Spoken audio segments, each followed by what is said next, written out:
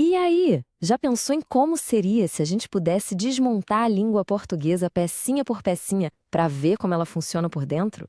Bom, é exatamente isso que a gente vai fazer aqui. Vamos mergulhar na estrutura das frases para entender qual é o verdadeiro papel de cada palavra. Bora começar essa investigação? Pois é. Já pararam para pensar nisso? Numa frase, cada palavra tem um trabalho, uma função específica. É quase como um time, sabe? Onde cada um tem uma posição. A nossa missão aqui é descobrir qual é o trabalho de cada uma delas. E para nossa análise, a gente vai usar essa frase aqui como nosso grande quebra-cabeça. O menino correu no parque. Parece bem simples, né? Mas por trás dessa simplicidade toda tem uma estrutura incrível que a gente vai desvendar juntos. Então, esse aqui é o nosso mapa do tesouro. A gente começa com a nossa frase desafio, depois quebra ela nos seus blocos de montar, organiza tudo em caixas de ferramentas e aí bota a mão na massa.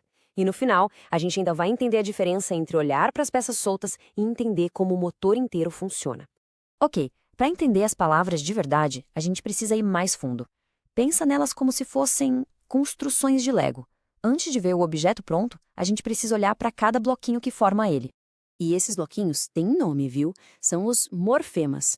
Eles são, assim, as menores partículas de uma palavra que carregam algum significado. Cada pedacinho mesmo importa e ajuda a construir o sentido final.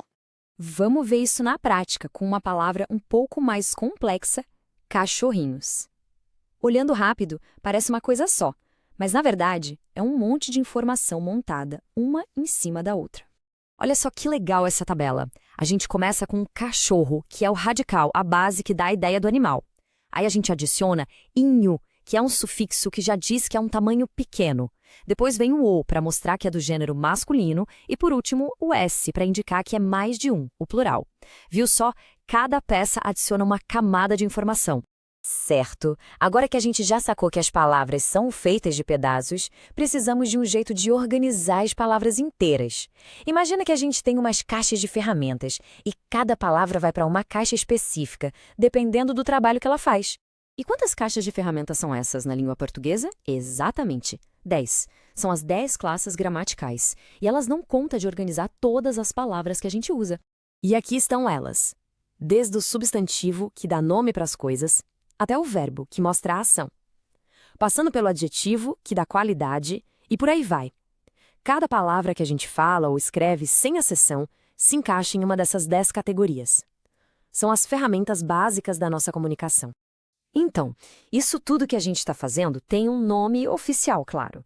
A análise morfológica é exatamente isso: pegar cada palavra, identificar, analisar e classificar, ou seja, colocar na sua caixa certinha, com base na forma e no que ela significa.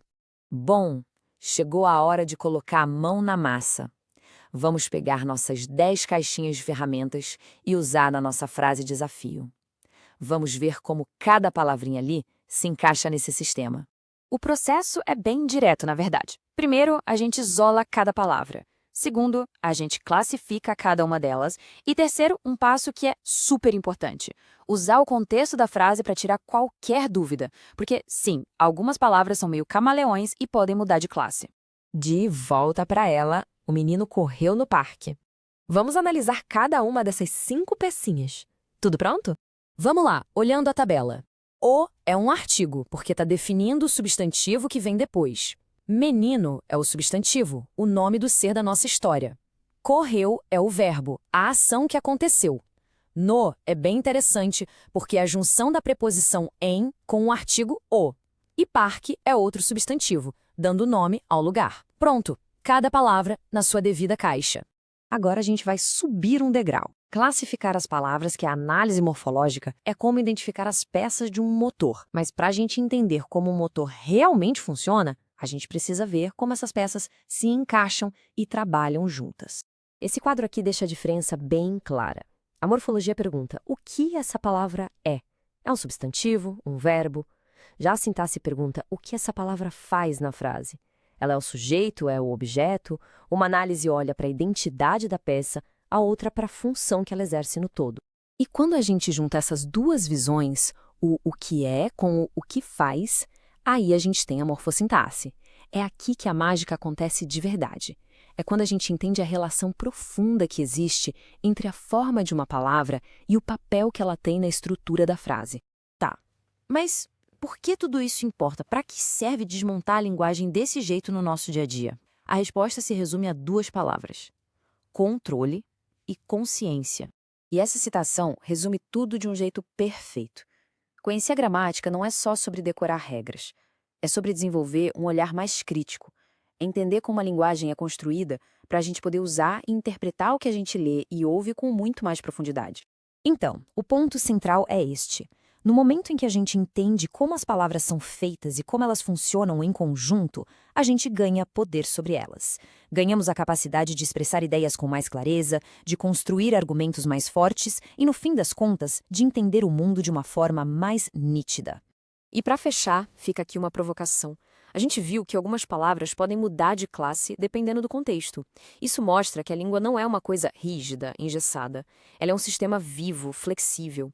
Então, se uma única palavra pode ter múltiplos papéis, que outras possibilidades e transformações incríveis ainda existem para a gente descobrir? A investigação, na verdade, só está começando.